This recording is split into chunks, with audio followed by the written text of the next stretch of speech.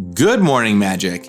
I'm Gavin Verhey from Wizards of the Coast, and today I want to talk about designing infinite combos with Commander in mind. What exactly do I mean? Well, let's dig in.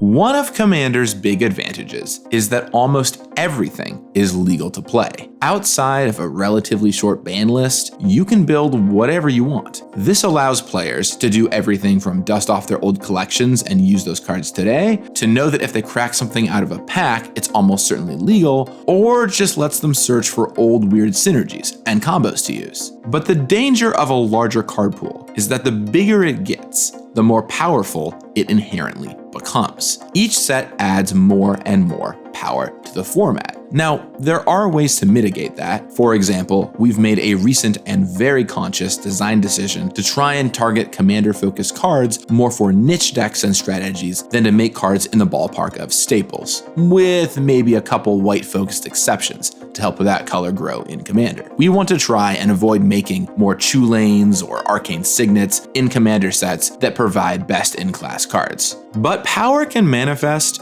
in a lot of ways outside raw rate or effect. It can also manifest in game-ending combos. Infinite combos are always a hot subject in Commander. Sure, if anything goes, they're fine, but most Commander games ask for people to talk in advance and figure out what kind of game they want to play. No infinite combos, or at least early ones, is something I see specified often. And just so we're all talking about the same thing here, my definition of an infinite combo is 2 or more cards that interact together to do something an unbounded number of times that will lead to either immediately winning the game or boundless mana, since boundless mana can often win you the game. And yes, to those typing fervently in the comments, I know in Magic that you have to choose a number, so it's not technically infinite, but roll with me here. While I personally don't put infinite combos into my decks, I have no problem playing against them, but even for me, I definitely prefer hearing some advance notice that this is a game where it could end to a combo early out of nowhere. It helps define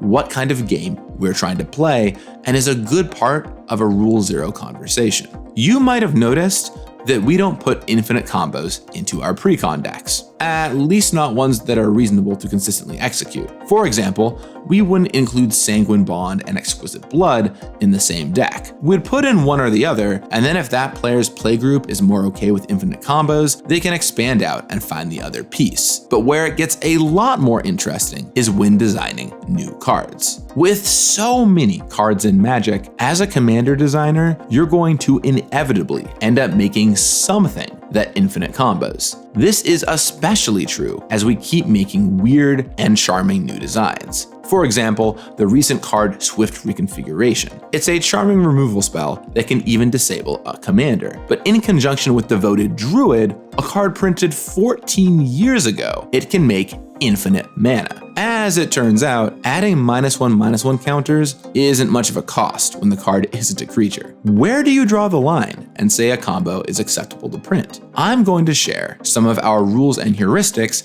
we put into designing for our Commander products. The caveat here is that, of course, ultimately it's evaluated on a case-by-case basis, so there can be exceptions, but these are good ways to set your expectations. The first one is that anything which would create a 2-card infinite combo where one of the cards is a commander is something we avoid doing. This could be either making a commander that combos with a previous card, or a new card that combos with an existing commander. Because you always have access to your commander, this is really more like a 1-card combo. If you draw the piece, you will be able to go infinite. For example, I'd say Malcolm, Keen-Eyed Navigator, was a mistake to print in its current form. With Glinthorn Buccaneer, it's pay 2 mana, discard a card to deal 1 to each opponent, then get 1 more treasure for each opponent that you dealt damage to. This lets you kill off at least 2 opponents, and killing the 3rd one from that point should be trivial. On the other end of the spectrum, we've more or less decided that 3-card combos are totally fine. There are a ton of 3-card combos already in Magic. We should be careful to not do anything drastically more efficient than what already exists, but if a new card creates a 3-card combo, even if one of them is a commander, that is generally okay.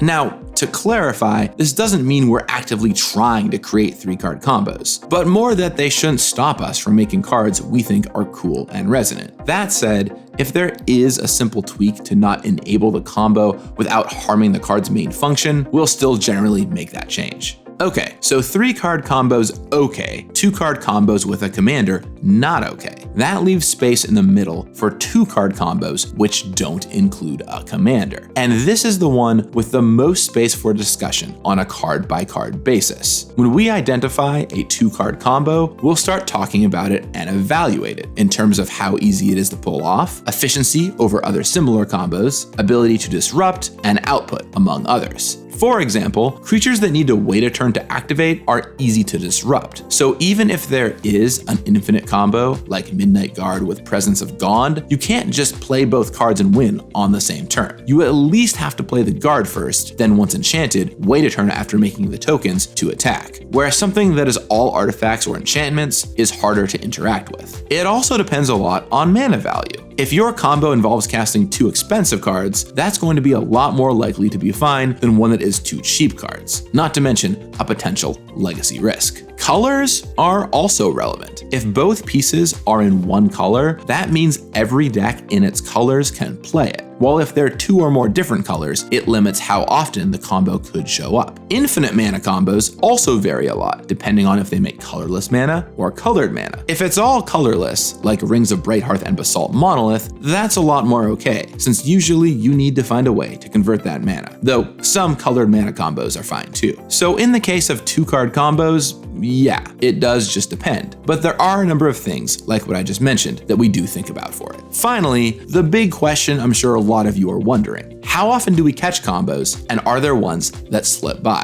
The answers are a lot and yes. For every infinite combo that slips by, there are tons and tons that we catch, vet, and eliminate. As you design more and more, you end up with a mental combo checklist in your head of cards like Basalt Monolith, Devoted Druid, Kiki-Jiki, Temur Sabertooth, and many others who are repeat offenders to keep an eye out for. We also have to think about future-proofing cards. Sometimes there isn't a combo piece yet, but there's a clear card we could make in the future that would combo with it. But yes, occasionally ones do slip by. I don't think we had Bralin and Curiosity, for example, because of how that card uses the particulars of the end step and cleanup rules to keep looping. In these cases, we try and identify how we missed the combos so we can keep an eye out for them in the future. One tool you've seen us use more recently are things like this ability only triggers once each turn on cards like Aki Battle Squad and Tamashii, Reality Architect. This way,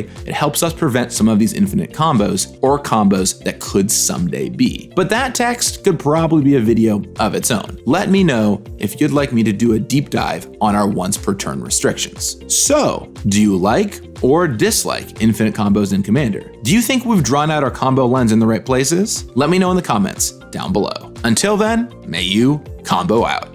You got this. For example, Graveyard Hate against Cycling Storm. However, the problem comes when the deck is quick, powerful, and difficult to interact with. This new black-red Storm deck is all of those, and has been boasting a win rate accordingly. Looking at the data, it has the highest win rate in the format by a large margin.